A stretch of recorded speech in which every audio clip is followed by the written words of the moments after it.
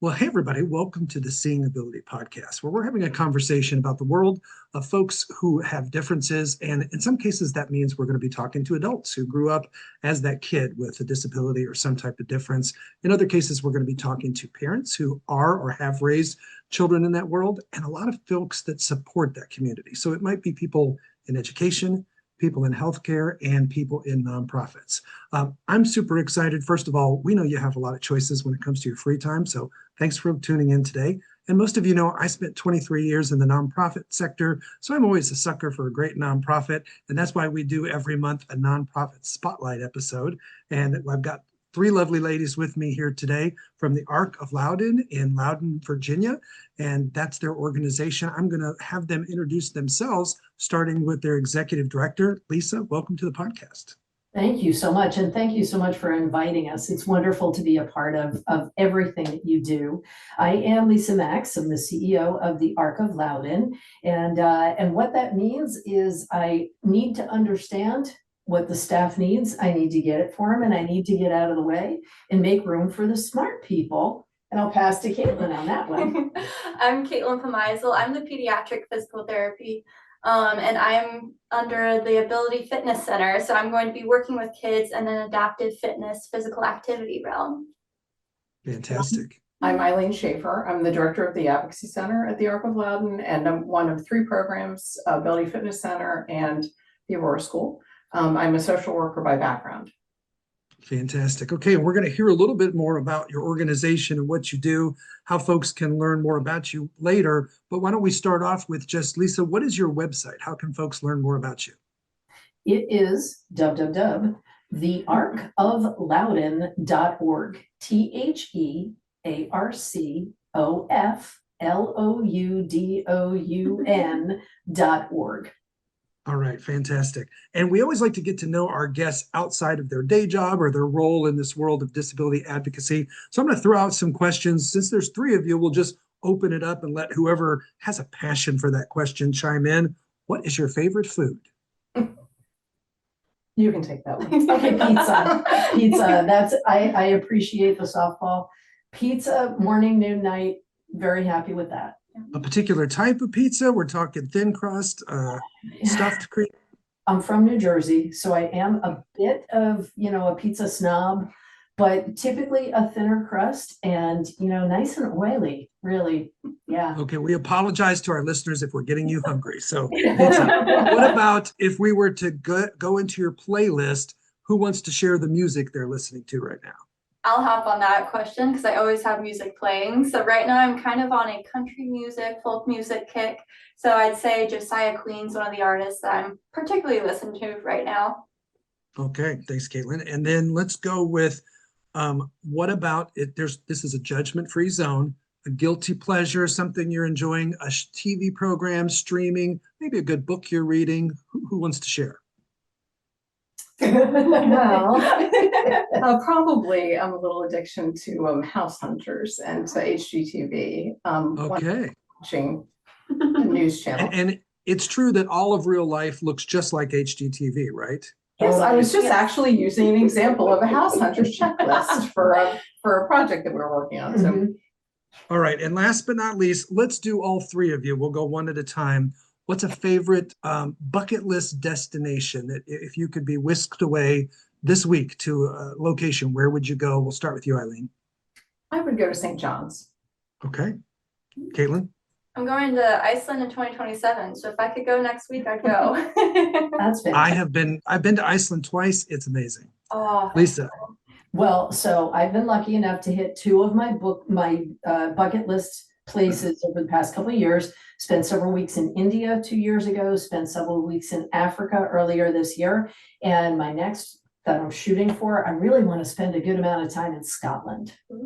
Okay, very good. I just got back from England, Ireland, and Scotland this summer. I would highly recommend it. Thank you. We'll connect. I'll get references. We'll connect. We weren't in Scotland long enough. It was one of those tours where you hit everywhere in a short period of time. Well, it's good to get to know you guys a little bit. In your day jobs, you're working so much helping children but you're also helping families. So a lot of times when we talk about people traveling this journey, so much attention can be on the therapy and all the different things that are helping the kid who has a difference. What about the impact of the whole family? Maybe you guys could share a little bit about your perspective on that, some things you've seen with families, and some of the types of programs you offer, or you've seen other nonprofits offer that really help with that. Sure, if you don't mind, I'll kick that one off. So one of the things that we really pride ourselves on at the Arc of Loudoun is that we are serving young children all the way through adults of all ages. And we really work to make sure that we are surrounding the family and making sure that they have all of the services that they need, not just for the family member with a disability, but for the whole entire family. So the example that I use as a parent of a child who went through really, really difficult time following a traumatic brain injury, we were in a counseling session at one point, and I got this great visual, the way this woman explained it. If you think about a mobile over a baby's crib, and all the little animals, and everybody's happy and it's spinning nice and evenly and all of that's great. If you take a binder clip and put it on one of those animals, the whole thing is going to tip, but it will eventually keep going around in circles. It's just that it's going to go around with this incredible tilt toward one of the members. And that's really what happens when somebody gets a diagnosis, whether it's during pregnancy or shortly after birth, or somebody is 50 or 60 and they're diagnosed with a debilitating disease, or they have a debilitating injury or accident. That's what happens to the family. And all emphasis is on that individual. And it kind of has to be, except that if nobody asks you, the care partner, if nobody asks you how you are doing, you don't really have the opportunity to yell for help, and you might really need to. So again, that's something that we really work on here. We really pride ourselves on being able to have those conversations and to dig in a little bit more with the family, with whatever that family unit might be, those care partners, those caregivers, to understand better about what can we do to support everybody who's involved in that situation. Because of course, supporting the care partner or the caregiver makes everything better overall for the individual with the disability. So that's a big part of what we work on. And I know Caitlin and Eileen have some great specific examples that they can share. Yeah, go ahead. Jump in on that as well. So in my actual pediatric program, one thing that I really want to encourage is getting involvement from the family in the session, because I think a lot of the time the child with special needs, they might be isolated in what they can do, and they're used to only doctors being able to play with them, facilitate different activities. So I want to encourage the other siblings that you are able to play with your sibling in this way. It might look a little bit different than what you're expecting, or you might have to be a little bit more gentle, but building their confidence to have that kind of sibling peer-to-peer interaction with them. And I love it when parents want to get involved as well, because sometimes having them sit back and seeing what all their child can do, that's all that they need in that moment, and that builds their confidence.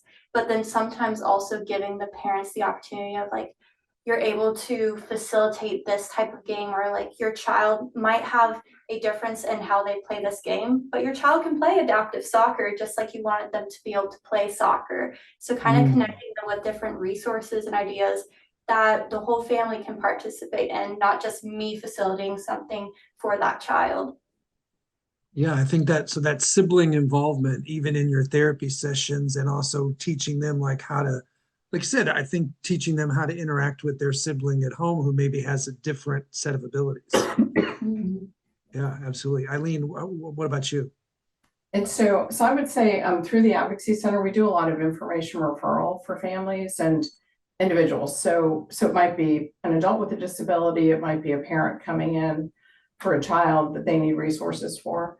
I feel like our focus is always to find a way to give them hope. That's kind of the goal of the outcome of it. And I know Lisa said to me one time, well, if you're not here to answer the phone, what do I ask them? Like, could you give me the script of what I say this, and I say this, and I say this. And the issue is, it doesn't happen like that. that it really starts where the person is. So typically somebody will submit a request, or they'll call or reach out for one particular question, or call thinking they're going to get a short answer about something, and it ends up being a 45-minute phone call, or coming in and sitting down for an hour or 2 hours and kind of working through resources and things. And so it really just starts with where that family is and what they think they need. My goal is always to help them connect not only to the programs that we have, because somebody might benefit from one or more of our programs, but then to connect them with the community and the county and other nonprofits and even national organizations, so that they know what the resources are. Recently, I was meeting with a family who needed to talk about their child who was turning 18. So we have a lot of these turning 18 conversations about Social Security and guardianship versus supported decision making, and kind of like moving into adulthood and what that looks like. But it became apparent upon meeting them that one of the parents also had a disability. And so the conversation actually shifted to starting with, okay, but let's talk about you first. And what are your needs? And so then you find out there might be financial need, or that parent might need to do some of the same things that this now 18-year-old needs to do in terms of disability and Social Security and things like that. So it really is just starting with where that family is, and then helping them brainstorm. We had a mom recently who said at the end of a very long conversation with lots of resources, I typically send them, like, cover all this information, and they'll take notes, and I'll say, well, I'm going to send you a whole bunch of emails, not to overwhelm you, but to give you the links, give you the concrete information, because I don't want to just give people, here's a list of phone numbers, or you should call this and this and this, without explaining it to them first, so that you're not just overwhelming somebody, because I feel like in a lot of cases you're really just burdening somebody with more overwhelming information if they're not at a point that they can handle even making a phone call, right? So you really need to start with that person and figure out how much they can handle. And this mom in particular said at the end, she said, I'm really grateful that you spent this much time helping me, and that I feel like I have hope now that I didn't know that all these resources existed. But she also said, I really appreciate that you all care to learn this stuff, to be able to become knowledgeable about this information so that you can share it. And I think it's that part of that hope is a really palpable thing. And to be able to empower families in that way, that you're educating them, you're empowering them, you're also saying, okay, I would prioritize, like, here's the first thing that you might do, here's the second thing, but it's also, and come back to us, like, when you get stuck, come back, like, there are people to help you, and finding those people. I think that sometimes those people, if it's not a professional that you find that can help you with that, I think that parents help other parents. Mm-hmm. So parents meeting other people in waiting rooms or in play groups, or whatever groups they're in, that sometimes parents are that support. But I think it's finding that person that can educate you and provide you hope really makes a difference for the family. Yeah, I think that parent-to-parent connection is really important, because a few people really get it, like a parent who's sort of, what do they say, been there, done that, got the t-shirt, so to speak. Yeah, right. Right. Yeah, and to add on to that, one of the most beautiful things that we saw early on with Ability Fitness Center as the example is that you've got whomever it is that's coming to the center to work out with their caregiver, whatever that family dynamic is, or that caregiving dynamic is, and the community that developed with the people that have the disabilities that were there to work out and encourage each other, and Mean Girl Wednesdays when everybody wears pink, whatever that is, that in itself was beautiful, is beautiful. And you kind of expect it, because it's kind of like, all your gym buddies. Right. But the additional piece that I don't think anybody really thought or guess would happen in advance is that same kind of community happens with the caregivers, with the care partners, with the family, whoever that is. And it can be as simple as, hey, we used this and it worked really well, or this is a great doctor, or as complex as, we really need to get this piece of equipment. We can't afford it. We don't know where to go. And there's somebody else that says, oh, we have one sitting in our basement. We don't need it anymore, whatever that is. And I find that to be really profound, because Yeah, that peer-to-peer, that, gosh, that organic sense of, I'm not alone. I'm not the only person going through this. I'm not the only family that's struggling. Mine is not the only marriage that's falling apart because right. we can't help each other. We're so busy with everything else. All of those things, I think it really helps a lot to know that there really is a community and there really is a village, so to speak. Yeah, and I joked before when I asked you about what you're watching these days that it's a judgment-free zone. But when you're with that peer group of other care partners, that's typically a judgment-free zone. Like that's where you can really, talk about the struggles you're having and where you're just falling apart, and nobody's going to judge you for that, right? Because they've been there, and those parents really get that. If I was curious because you talk about with the fitness aspect, I have a lot of nonprofits that come on this podcast and they talk about different programs in different cities. It doesn't seem like I hear of as many that are fitness focused. So, what was the origin of that for you guys? And do you have other people that hear about you and want to do programs like around the country? How prevalent is it to have fitness be a component of a pediatric focused, special needs focused charity? Mhm. You want the, I- you want the I- history yeah. first? No, jump in, jump in. So the idea honestly originated with my director who does the adult side of it. So she started her adult program in 2017. And it was kind of based on the fact that a lot of individuals who have a neurological condition or diagnosis, they don't really have a space like a gym or somewhere where they can pursue their fitness goals. So when Mm-hmm. they're done with physical therapy, it's kind of like a now what type of scenario Right. where they Yep. still have goals. They don't want to just sit at home. And so she kind of had that idea about 8 years ago to start that. And then she discovered over the past few years that the same kind of model is used for children, where children, if they are born with a diagnosis like Down syndrome, autism, cerebral palsy, or if they have like a pediatric stroke, they have these episodic care model where they go in for physical therapy for about 12 weeks, but then they have 12 weeks off. Where in physical therapy, we try to encourage families to work with your children, work towards your goals, play those games. But oftentimes families are kind of left feeling lacking, that like they don't have a space or the opportunity to actually do that Yeah. at home. So our program, the idea is that we kind of bridge the gap for the families. We want them to get to a point where they're comfortable with their child participating in maybe an adaptive sport, and they're at physical therapy here, but then that leap in between might seem very large and they might feel like they're isolated in that time. So my goal is to create kind of an adaptive fitness program where I build their confidence up to where they want to go pursue opportunities in the community, where they're able to pursue adaptive fitness that maybe their child didn't get to experience beforehand. And so I've been looking around at different programs, and specifically at adaptive fitness, I haven't been able to find many. I know there is a group up in New York that's called Limitless, and they're doing adaptive fitness for adults and children. But more so in this area, I've found a lot of different programs do provide adaptive sports, which is great.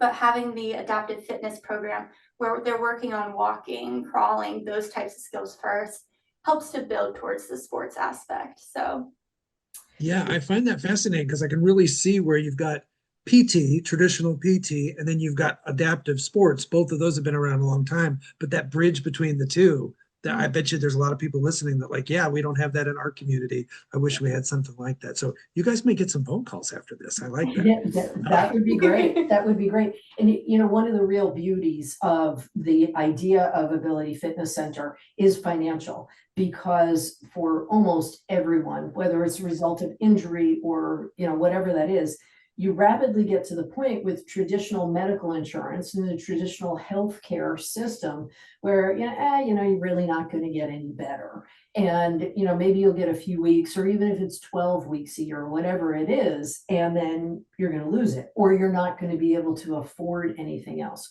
So the financial model for Ability Fitness Center is that of a gym. I like to refer to it as Gold's Gym on steroids.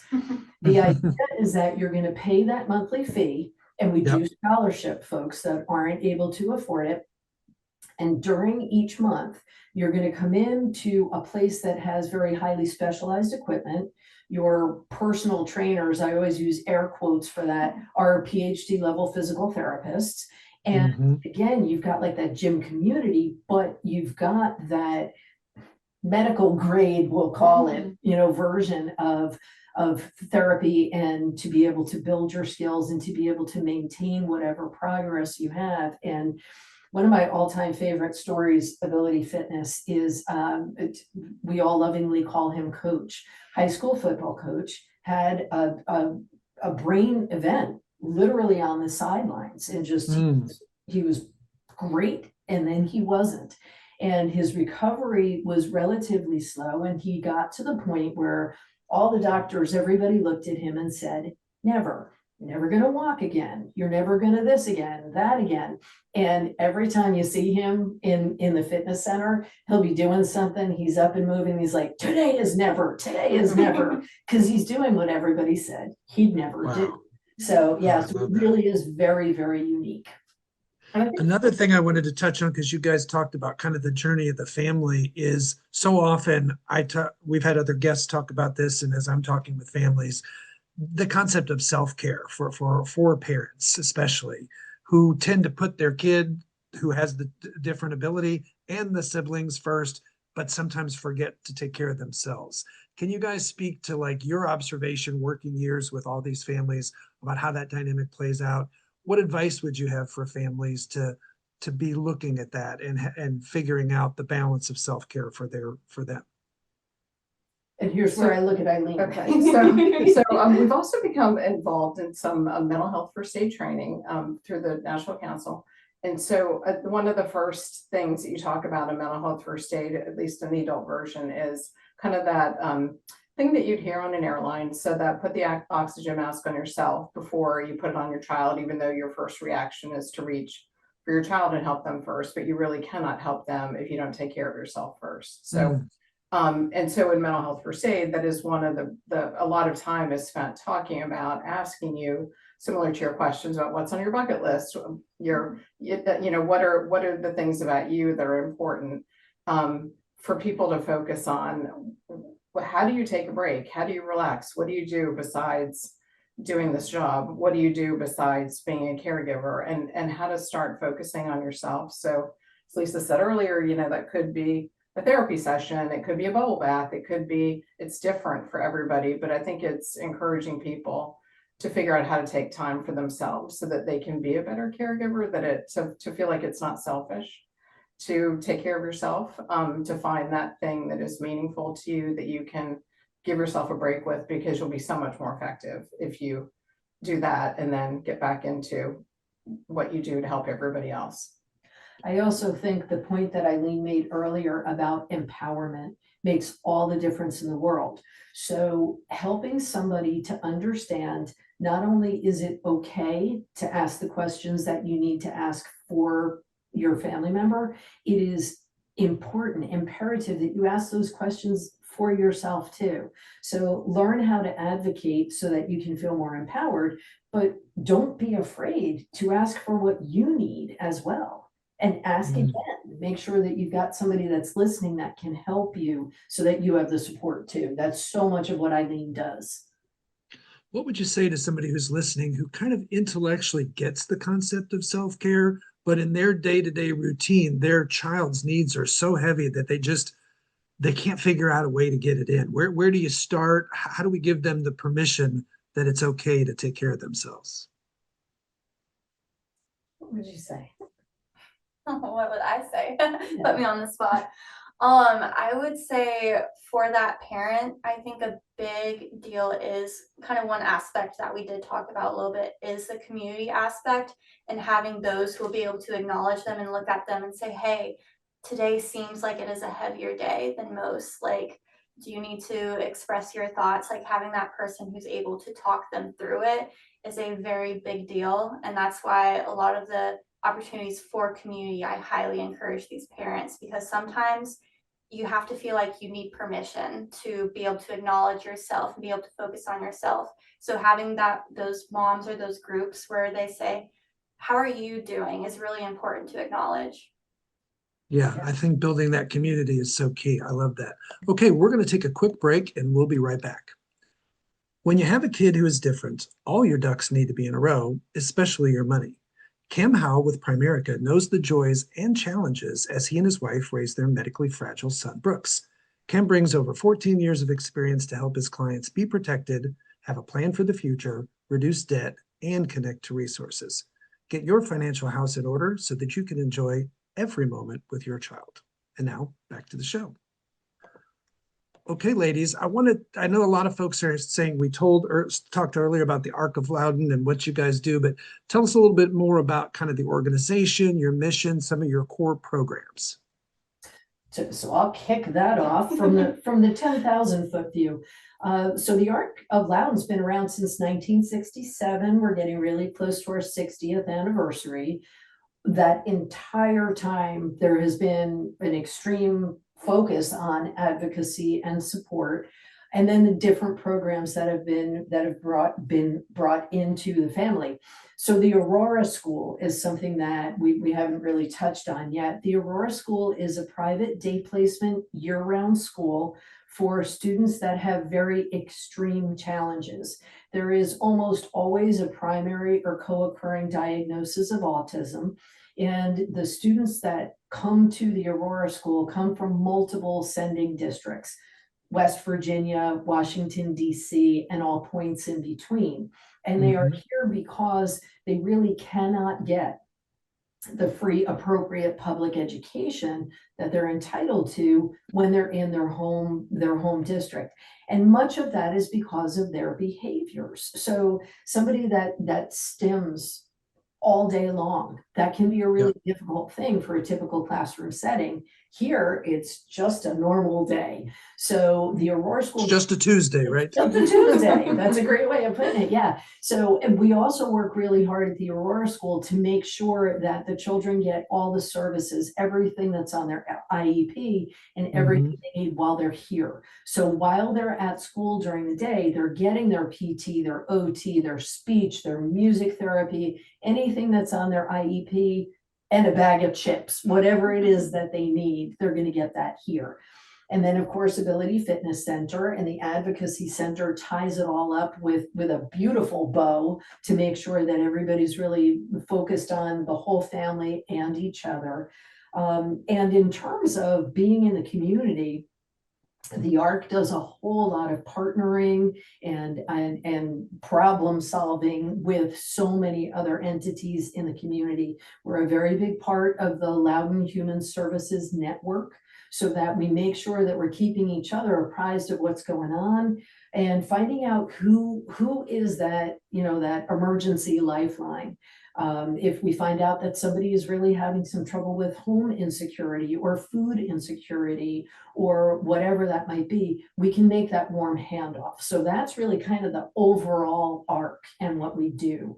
Always raising money, just like every other nonprofit, always writing grants and looking to bring in all of that with the goal of being a social profit organization. We want profit. It's not a no profit thing. We want profit out the ears. It's just that we want profit that we're going to then be able to turn right back into services, into support for our staff, and so on and so forth. Well, I always like to ask this question of EDs in particular. What's on the horizon for you guys that you can't quite do right now with current resources, but you'd love to do if you could get there? Expand. Honestly, we'd love to expand. We've been in a really difficult, challenging couple of years with the lease, with where we had been, the location where we had been for several years. Recently and very quickly made a change to a new location. We're always going to be on the lookout. We're hopefully not always, but in the short term, we're going to be on the lookout for a big, brand new, fantastic, very long-term 99-year lease, that permanent home kind of a thing. Right. So that's always a part of it. But the part of that is the idea of expansion. So when you talk about Ability Fitness Center in particular, it really is a unicorn. How can we find ways? I'll use the word franchise, and that's probably not the right word, but Right. maybe it is, I don't know. Financially, that could be great. But, how do we find ways to be able to bottle Ability Fitness Sure. and set up a center down in Kentucky or anywhere else? Yeah. Yeah. That's Maybe what we'd somebody like to listening see. wants to talk to you guys about that. So, volunteerism, how do you engage the community? What kind of things do they support you with? So one of the like our biggest need for volunteers is in the summer. We've for 7 years, I guess we're going on 8 years, have run a camp through a nonprofit in Pennsylvania called I Can Shine, and it is I Can Bike. And so it is a camp to teach children and adults how to learn to ride a two-wheel bikes, which for a lot of people is an independent living skill. It could be transportation. For an adult, it could be riding bikes with their peers that they haven't been able to do before. And during that week of camp, we have an opportunity to have 40 individuals learn to ride throughout the day. And it means we have 80 volunteer opportunities every day that Wow. week for volunteers. So that is a huge community outreach. It's great for teenagers. One thing I really like about it is I think that it's similar to Ability Fitness in a way, is that it's kind of a mutually beneficial training opportunity. So individuals with disabilities get to connect with neurotypical peers or other teenagers or adults or people from different businesses, but the volunteers get to learn about different disabilities. They get to learn how to be hopefully more sensitive, but they really form a relationship, and that's part of the success of the camp, is the relationship that gets formed between the volunteer and the individual that's riding, so that they see the progress that they make. And there's a certain level of trust that happens in that relationship throughout the week that I think helps make the camp successful. I love that. I bet you've had some volunteers that come back for a future summer. We do. Yeah, we've had one volunteer in particular comes every year. We've had a lot though that come year after year. And some of them are adults, some of them are board members, a lot of them are teenagers, and it's been really nice to see like their growth. And honestly, the first year that we did it, it was overwhelming to find that many volunteers. Like we had no idea what we were getting ourselves into. Sure. And I was like, oh my gosh, like this was a week. And at the end of it, some of the volunteers were so grateful for the opportunity to say, like, that was the best week of my summer. Are you going to do it again next year? The relationship that the volunteers had and their motivation actually was the thing that convinced me that we should keep fundraising and we should keep trying to offer this camp. So while we have like an 85% success rate of people learning how to ride a two-wheel bike, which is an amazing skill to learn, I think what people get as volunteers in doing that is even more valuable. And it's almost like, so my comparison with Ability Fitness is for adults, I think that the physical benefit they get, where maybe their outpatient therapy has said, oh, you plateaued, or you reached your baseline, but your baseline was nothing like what you were before this accident happened. They come to Ability Fitness Center and they get to keep working. But the psychological benefit that they get from meeting other people who they identify with and they connect with, and that social support is almost as valuable, if not more valuable than the benefit they get from the exercise. And that to me is about building community and building those connections. I love that. Okay, so Lisa, tell us once again, if folks want to do more research, how do they find your website? Please feel free to just Google or hit thearcofloudoun.org. Find us on social media and so on and so forth. Ability Fitness Center. If you Google that, you'll find that as well. Ally Advocacy. You can always find us. We've been working on our SEO. You can always find us. Fantastic. Well, for those of you listening, you probably know other folks around the country that are doing great work. Again, we feature one nonprofit as one of our 2 episodes every month. So I would love you to hit me up. Please shoot me a message on the podcast Facebook page if you've got other nonprofits that you would love to have featured. And if you enjoyed listening to these ladies today as much as I did, check out their website, maybe make a donation. I'd love that. But also share this episode, send it to somebody maybe who's not so good at self-care and could use this episode to finally give them permission to take that step, or needs to really be looking at the impact on the entire family. We'd love you to go to our Facebook page, like it, follow the podcast, and if you enjoy the episodes, rate and review us. We're a little bit of a best kept secret, and when I started this podcast, the idea was that we would always give a little bit of education. We would get, I think we all need a little dose of inspiration, but also we would become part of the village. Like listening to this podcast is one layer of a family's village, of their community, where they kind of feel heard and understood. So don't keep us a best kept secret, share us. Ladies, thank you so much for being here. It was a pleasure. Thank you. Thank You you. too. So- All right, folks, we'll see you next time.